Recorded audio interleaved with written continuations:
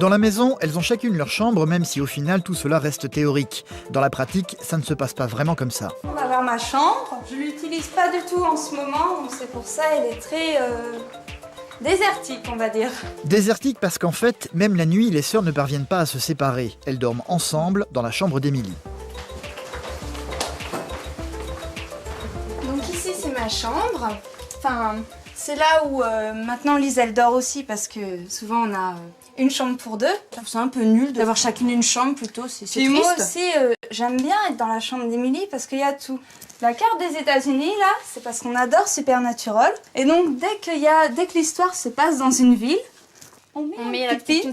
Si par exemple j'ai mis le petit pins de l'épisode 1, c'est à Lise de mettre le petit pins de l'épisode 2. Hein. Ce serait pas logique que moi je plante les 3 premiers et qu'après Lise ait le droit d'en planter un autre. Donc il faut vraiment que ce soit équitable quoi. Si j'ai planté 20 pins, Lise elle va planter 20 pins.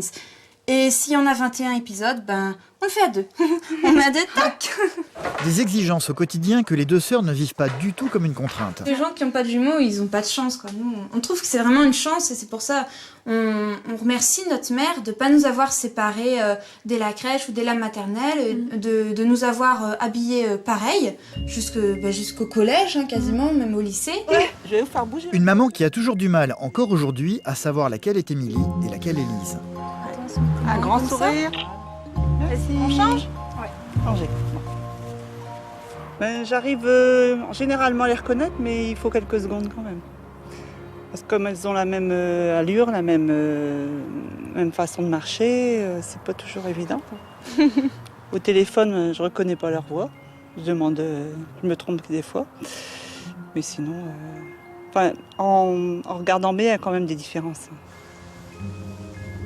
Elles ont été élevées ensemble, à la crèche elles étaient ensemble, à l'école, ça a suivi jusqu'au bac et même après les études. Lise et Émilie adorent contrôler leur vie et leur univers dans le moindre détail. Elles ont déjà décidé à quoi devait ressembler leur vie future. On s'imagine bien avec des jumeaux, vivant dans une grande ferme au carré.